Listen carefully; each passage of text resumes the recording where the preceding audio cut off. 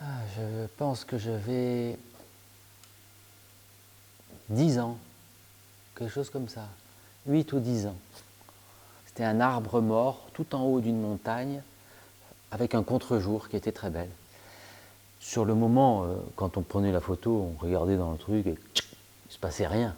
Hein. Il fallait développer. C'est au moment où on a développé que j'ai vu que 80%, elles étaient même 90%, mais il y avait celle-là, cette photo qui était belle.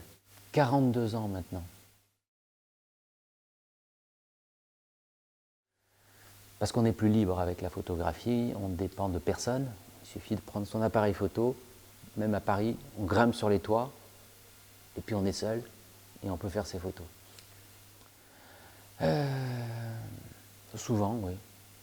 Dans pas mal de situations, je me dis « Ah, j'ai pas ma caméra ». Donc j'attends avec impatience qu'un jour, il y ait des smartphones ou des appareils photo plus petits, mais avec une grande qualité, où on pourra faire des belles photos avec des appareils plus simples.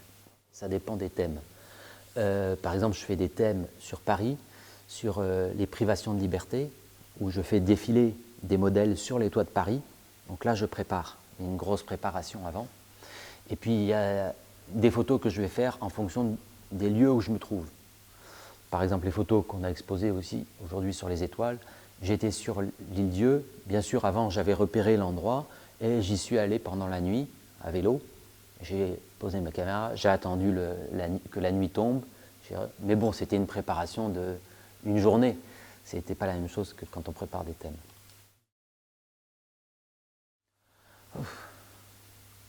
Je ne sais pas vraiment qui je suis. Hein. Souvent, on se caractérise par rapport au regard des autres. Voilà. Donc, mais savoir qui on est, ça dépend des situations. Si on était en temps de guerre, peut-être que je me révélerais être quelqu'un de complètement différent. Donc aujourd'hui, dans ce système-là, dans notre vie actuelle, bon, je suis plus un artiste et en même temps,